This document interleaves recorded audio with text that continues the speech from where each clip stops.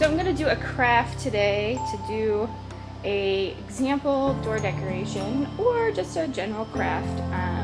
But since I work in a field where door decorations need to happen, I thought I would do examples because training is coming up and people need more examples of things to do. So this one is a pretty simple door decoration. I'll get on the other side once I get over there. And I'm also using a different camera, so I won't be able to see myself like I normally do. So hopefully this isn't an issue. So this is something where you find an image, you draw an image or whatever on cardboard, and then you cover it, well, you trace over the image with glue, and then you cover that with tin foil, and you press it down and all sorts of different types of stuff so that it is a raised image, and then you can put shoe polish over top of it, or I guess you could do alcohol ink and kind of just play with it. So let's play around with crafting. So what I'm going to do, I have like different many versions of glue on the here. I haven't used glue stick in a very long time. I normally use my APG, which is on my paint gun to do all this type of stuff. But since I'm doing it for folks that may not have those types of things, I am doing glue stick. I found this project, I think on Pinterest somewhere. So what I'm doing is I'm just gluing said picture. I could draw this on, that'd take a lot longer, so I figured this is probably easier and for lots of people. You want an image that is going to be really easy for you to trace with glue. So if you were doing your own images or designs and things like that, it would make more sense, I think. You don't want too detailed of a picture because it's going to be hard, glue's going to run, all those things. So you want something that's a little larger. I liked the owl. I think the example that I found had an owl in it. I just got really hooked on the owl. I've done sorts of like raised glue types of things before. You should be able to see this. I've done a canvas, and these are like water droplets, so that way, whatever. And this, I think I did it with Elmer's, and I had to go over it a couple of times with Elmer's for it to really show. So I'm gonna try, I think the tacky glue method, which I believe was in the original picture, I suppose. But Elmer's glue would typically be a little bit easier. But tacky glue is just as easy to find these days. Really any day, I think. But it's not usually something that people have in their supply closets as much as Elmer's, I would say. And this is a fun project, I think, for anyone, like kids' designs. Table study. Kids can design their own pictures and do this on your tin foil. And tin foil you can get at the dollar store. It's real cheap. Real cheap. So once you have it glued down, and I used a glue stick again, real simple and easy. I don't know why I brought out two of them. Maybe this one I thought might be empty. This is a piece of cardboard. Just a piece of cardboard. And then I have my tacky glue, which might need to be cleaned out so that I can actually use it. But I also have Elmer's glue, so I think I'll try the Elmer's glue to see, it's squirting out, to see how this goes. Apparently there's a lot of pressure in there, so the Elmer's glue is sticking out. Always have a spare piece of something around you. Okay, so I'm going to try the Elmer's. We'll see how it goes. Elmer's, for the most part, I think does really dry flat. So you might have to do it a couple of times to get your image that you want. I think tacky glue, you want a thicker glue, and I think Elmer's is a little thin for a lot of things. So you want a thicker glue. Tacky glue would be the one that I pick. And it doesn't matter what color it dries because you're just going to cover it. So you want to make sure everything is this Elmer's can get kind of slushy as it comes out after it sits.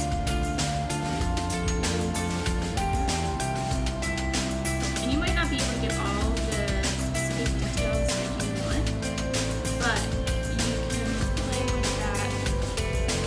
You can play with that when you are doing the details later with the edits. So I think I'm gonna do the Elmer's glue on one side and the tacky glue.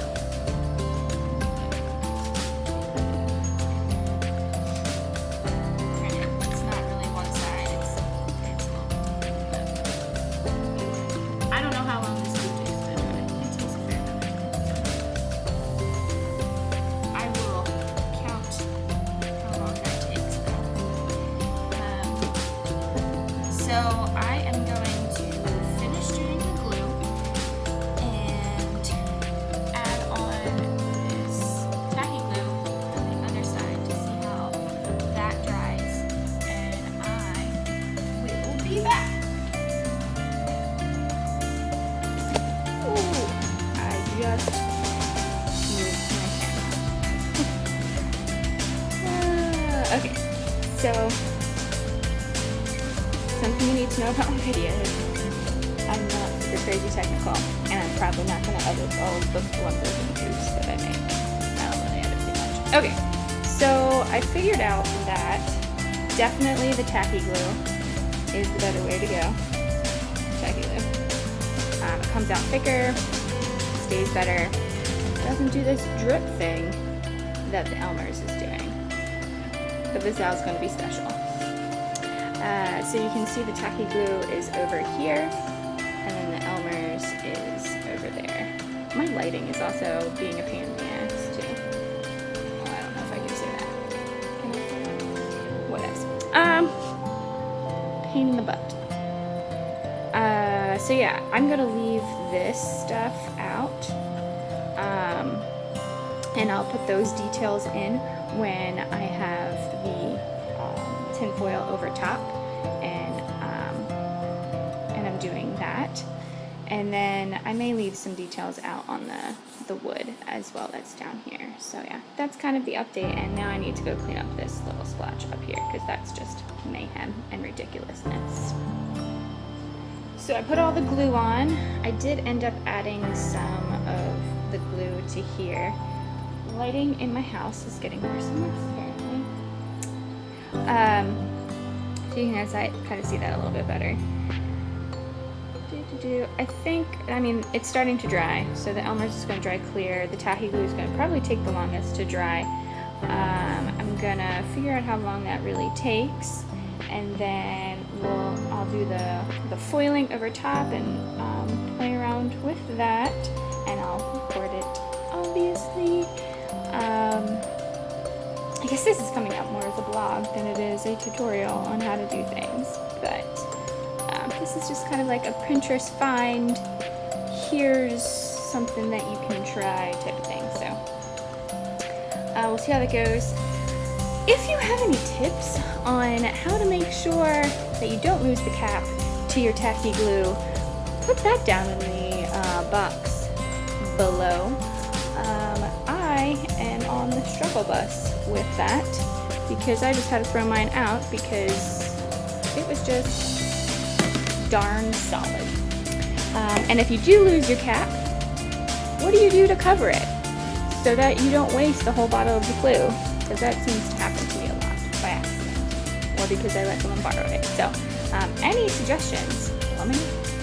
Thanks. And then we'll be back with more stuff once I watch glue dry. So the glue is still drying. We are probably about 1 or 2 hours, about 1.5 hours from it. So it'll start to turn clear. Let's see if we can get a little bit closer. You can see it kind of turning clear.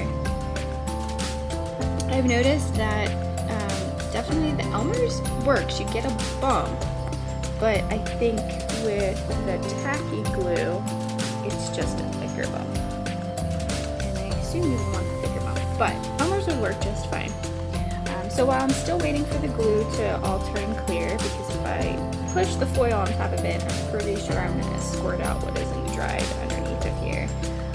And again, you know that it's dried once it's clear. So what I'm doing now is I just got a piece of tin foil from my tin foil roll, and tin foil crinkles really, really easily. So all I'm doing is kind of just spreading it out and trying to get rid of all of the really large ridges. I believe they said on the description that I found to try to do this with, well, at least when you put it over top of the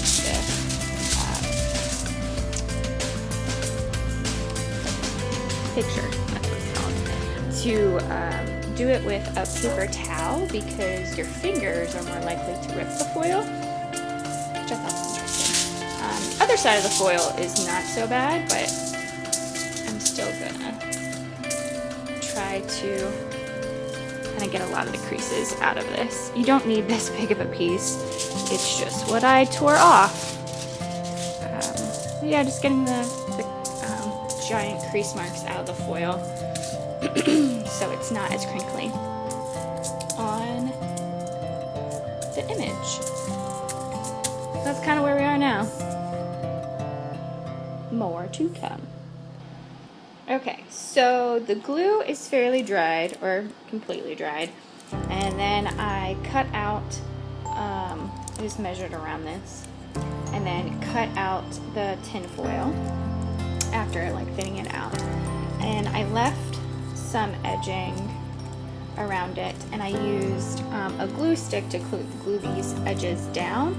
It just gave me a better pull on the tin foil. So now I just kind of softly smooth around the image is what I've been doing, and you can kind of see the image starting to appear.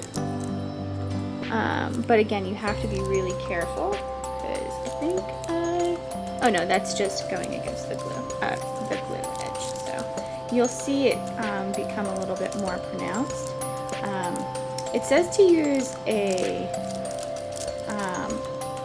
dull pencil to do this, so that you can see or make the image more pronounced. But I don't have a dull pencil, so I'm kind of using my fingers, and then I think I'll smooth it out, potentially with maybe this edge here, so that you can kind of see it a little bit better.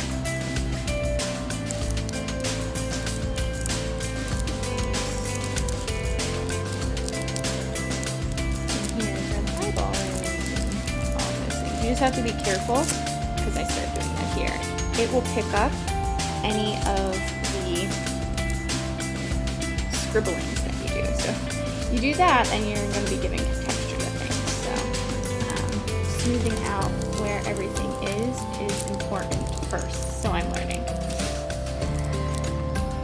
So get your stuff smoothed out, so you can kind of see it coming about.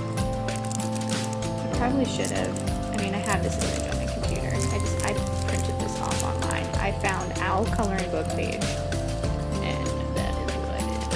I printed it off online. You could look at it so that you know where you should be pressing, you probably use the eraser of a pencil, and that might pop out a little bit more. Not really shiny, so you can't see too much, but you can see the eyeballs coming about, and the nose area. And just continue to press down. Things should start popping up more and more as you press down and figure out where everything is. So you can see it coming out a little more. This is the branch and the leaves that I did down here. So I did two things with the leaves. One of them I decided to outline, and the other ones I decided to just kind of fill in the leaf area. I think the outline one is looking better than just filling in, but ain't no shame in this game. Nope. In the craft game. So just working your way around. I think the belly is going to be the toughest one for me not to rip, and I might have just ripped that one. Ooh, no, I think I'm okay. So I did some. I mentioned that I was only gonna do the belly myself with like a ballpoint pen or something like that, and emboss that myself. But I did some little add-ons because I just wanted to see what it looked like if I did it. I'm gonna keep moving on with this, and hopefully I'll have a cool looking image. You can kind of see it now. And then I'll get to kind of playing with the colors. So I moved closer to my window so that maybe you could see this a little bit better. But I went through and found that the top of a clicky pen actually is quite helpful to do a lot of the edging around here. I do like the tacky glue instead of the Elmer's. The Elmer's is too flat, and I ended up poking through a lot of the foil. But you'll poke through some of the foil, it's not that deep, as long as you're not like doing giant gouges. And then I have, hit the camera. I have a bunch of these tools which have little bald edges. You can see that bald edges. Bald edges, and this one's a little bit pointier, but they have different types of edges. I think they're Martha Stewart or something like that. So I use those to create the little designs within. I did some swirls here, little swirly cues, and then did little these because those were actually on the image initially. I did some little quick hashing up there, and then went around a little bit and defined some of the edges a little bit more with the ball. And there's different sizes of these you can use, but you can use a pencil to do a dull pencil to do this type of stuff as well. Or if you had like a dead ballpoint pen that wasn't going to leave you any ink on here, you could use that too. So yeah, that's kind of what I did with the image. And then I wrote my name under here because I had talked about it being like a door decoration to like put on a door, so I'll just write my name down there. So now what I want to do is play around with color. I'm actually playing with defining this edge over here a little bit more. So I want to play around with color. I don't know if I want to do color, or I want to actually do what the painters thing said, and they put shoe polish over top of this, so it gave it this like vintagey look, which I thought was really cool. But I don't have any shoe polish, and I do have alcohol inks, so I don't know how alcohol inks are going to come out on this, but I think I'm going to try it out, and it might become multicolored. It might not look good at all, but I'm going to try it. I don't know if I need to put anything over top of it. Someone suggested doing gesso over top of it and then playing with alcohol inks, because alcohol inks do run, but I feel like if maybe I stamp it gently on here with some cotton swabs, I might be able to do it. I don't know. So I'm going to play with that. I'll record some of that too. But I'm going to practice it first. And I'll be back with more vlogging. Yay! So I pulled out all my alcohol inks. And now I'm going to try to do something with them without treating this in advance. Maybe I should throw something over top of them. I don't know. Normally with my alcohol inks, I just kind of put a bunch of droplets wherever and then spread it out and use my cotton pads and bounce those over. These are Tim Holtz alcohol inks. I don't know what colors I want to use.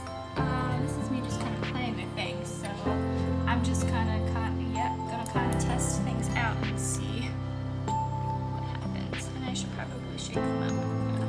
Oh, and this is the top of throwing out the thing. This is the top of the pen. So I kind of do the edging and stuff. So there you go. So what is this? This is latte. So I'm gonna put there.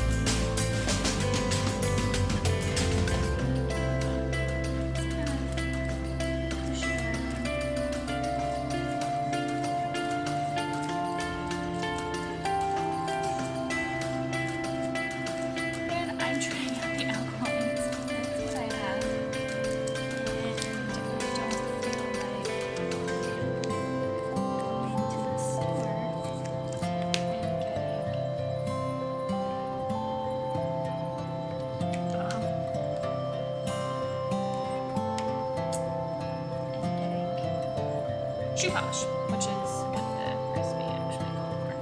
So that's going to be a purpley, greeny, I don't know, something. Kind of something or other. I want to get in there with some more brown.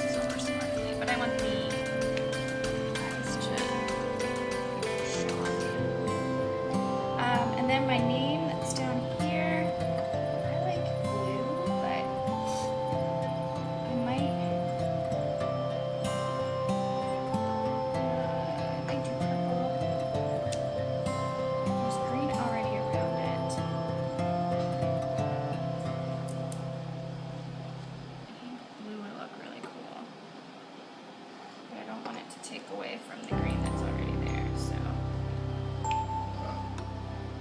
I'm just gonna put a little bit down here. Ah! That was a lot of it. I'm just kind of smudging around it. Just this isn't a tree, so one would think that the tree is in the air. Shocking, right? So having the blue underneath, I think, makes sense. Okay. I think I actually might put the blue as a highlight all around it. All around Mr. Birdie.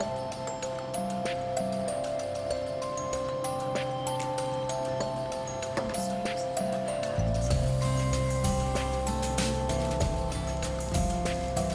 around. I'm in the sky background. I'm in the sky.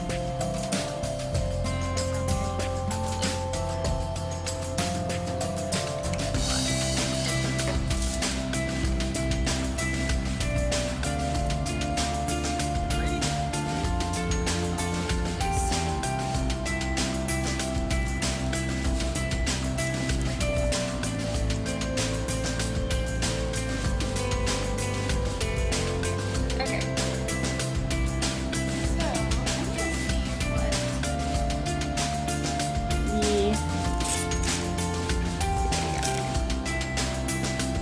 this is what I played with.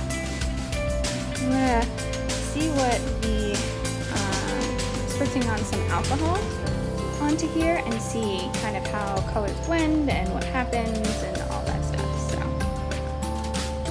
we'll do that next.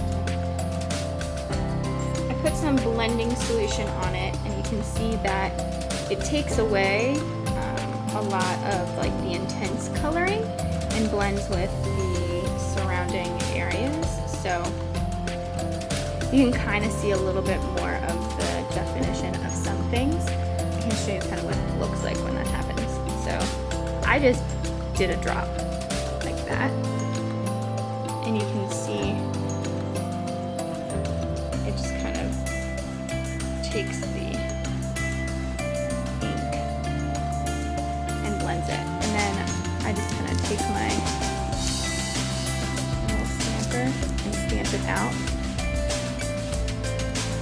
And you get these cool little bubbly effects. I think is neat in there. Pretty cool.